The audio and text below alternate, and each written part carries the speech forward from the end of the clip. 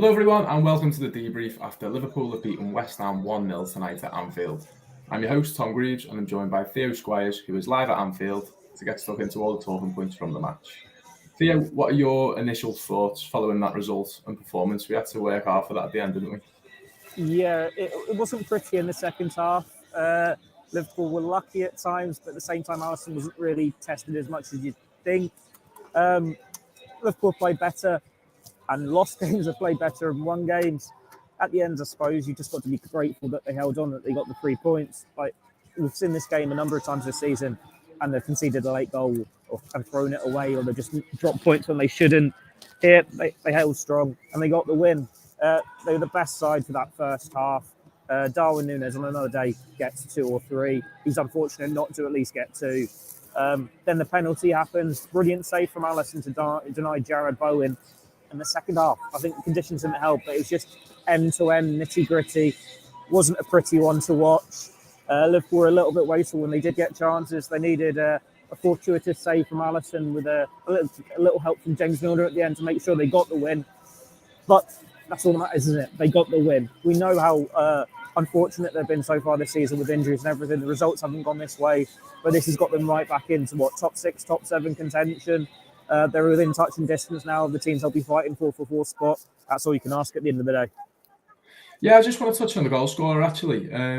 It's the same old story with Nunez, isn't it? He doesn't look particularly convincing every time he gets the ball, but he looks dangerous, doesn't he? Every single time he gets it, he looks like he can take us into a better position or have a good strike on goal or something. But his touch, it just doesn't.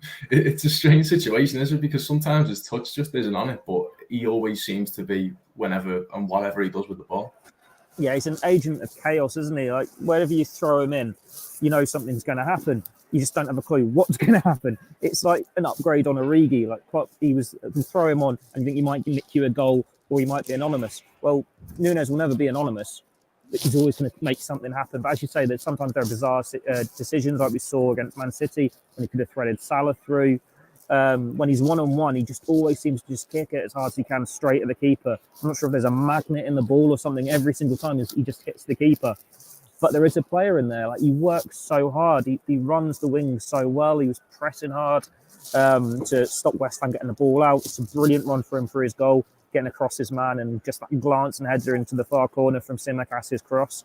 He got a standing ovation from the fans today, and deservedly so, singing his name. He's working hard. He's still finding his feet, but he's got a decent goal scoring return considering. I've said it before on these podcasts. He wouldn't be under as much scrutiny if it wasn't for Erling Haaland, because he has got this stupendous goal scoring record. It's out of this world. So obviously you look to Man City and go, well, why isn't our striker doing that? Well, our striker isn't of the same breed. He's still just bedding in, though. He's a young striker. It will take time. Doesn't speak their English, but he scores goals. You look at Haaland, he's a thoroughbreed. Compared to Nunez is what? This underground street fighter. And I think that's why Liverpool fans have taken to him so quickly, because he works hard and he does bring this chaos. And it might not always come off, but you know he's going to make things happen. And he's got this increasing habit now of making things happen in Liverpool's favour. We've not seen any more headbutts, thankfully. He's got a winner today. He's got a few goals along the way. And he caused chaos against Man City as well. So he keeps doing this. As Klopp said, from what you see in training, he's getting better and better every day. The goals and the assists will come. As long as he's doing something, then he is having a positive effect on this team. And that's what we've seen today.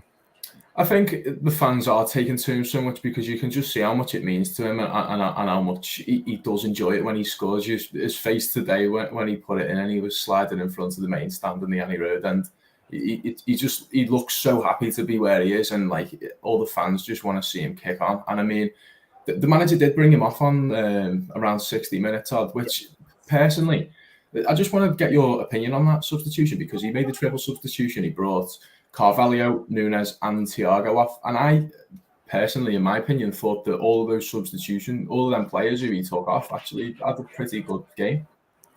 Yeah, none of them really had a bad game. I think with these 5 substitutions you're allowed now, there's a lot more game management in it. Like, Liverpool have got Nottingham Forest in the Saturday lunchtime kickoff. So he's made 5 changes today, partly with that in mind to rotate it. That's why Tsimikas started ahead of Robertson. You've got players coming back from injury. You've got to tread carefully with them.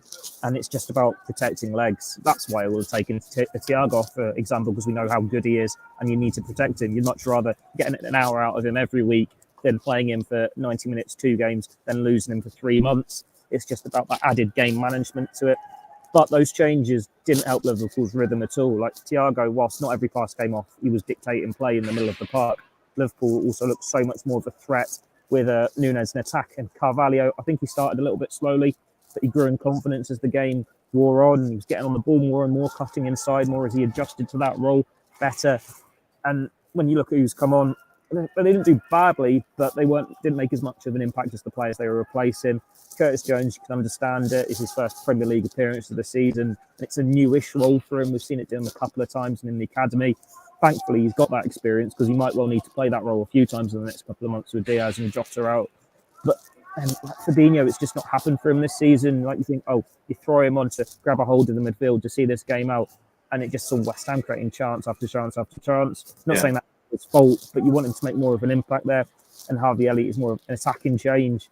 But this is what happens when Liverpool are lacking the depth at the moment. You've got these options on the bench, and there's only so many things you can do with it. At least James Milner and Andy Robertson, they were proper. Let's see this game out. Let's be ugly and do it. And James Milner, he's just determined to take that ball to the corner every time he got it. You know what you're going to get from him. They haven't had the best impact coming on, but it's just game management, isn't it? Like, you can't have them playing 90 minutes every week. And this is a whole new side of football now when you are having these 5 substitutes each game. You're going to see it across the Premier League with all the top clubs in full use of their squad and having players that you'd expect to start most weeks not starting every single game. I think Chelsea rotated quite a bit tonight. If you look at Sterling and Aubameyang on the bench, it's just Klopp doing that. It's just unfortunate that they did look weaker when the players went off.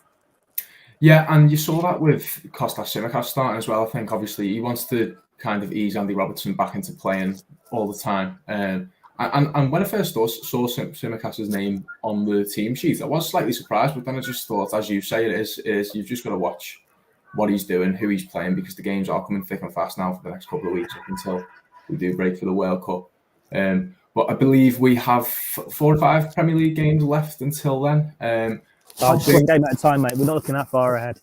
Well, how big do you think, the wins we're getting the 3 points on the board now? How big do you think this win could be now? Going forward, we're 7 points behind City now, level on games. And everyone was always saying it was gone, but 7 points behind with the rest of the season to go on the same amount of games. Admittedly, we have played fewer teams that you would expect us to drop points to, but we're still there, aren't we? Really? It's not over. Like, you wouldn't say they're in the title race the same way you wouldn't say they were in a title race, I suppose, last January and February. But then we saw the run Liverpool went on then. They are capable of going on a run if they find the rhythm and everything clicks. But you're not going to get that rhythm until 2023. This season was always about getting to that World Cup break and at the very least being in top 4 contention. Liverpool's ambitions had to drop slightly because of how poor the start was, but they're not miles off it. They're certainly in the race for top 4 as things stand. All we can do now is pick up these wins and try and avoid the injuries. Like, Liverpool have got ground to make up. They've got 2 1-0 wins against Man City and West Ham in very different circumstances. You'd probably happily take a 1-0 win away at Nottingham Forest as well. As it is, just get them through to the World Cup break with as few more injuries as possible. Get those points on the board, and then you're hoping, come January, transfer window open. If you need to strengthen your squad, you can get a couple more bodies in to cover for the injuries. You've had a warm mid-season camp, so you can have another pre-season there, get the players up to speed, and you go again. That is the last season in this season basically been split into 3. That's when we expect Liverpool to come on stronger, and you hope the new signings have gelled and this team has come together more. So with a month to go, it is just doing what they're doing today. It doesn't matter how the victories come, just get those points on the board and make sure you're still within touch and distance this time next month. Yeah, I think the main problem would actually be the performances that we've actually had so far this season. That would be the main concern. I don't think now is a time to be looking at the table. I think we just need to kind of get a bit of rhythm into the team, get some wins, not even for the points, but just for the squad morale, just to get us back up again and give the crowd a lift, and just so we can get that good feeling back into the stadium. I think we'll leave it there for tonight anyway. Thanks for everyone for getting involved in the chat, as always. Theo, thanks for jumping on and joining us, and we will see you again after the next match.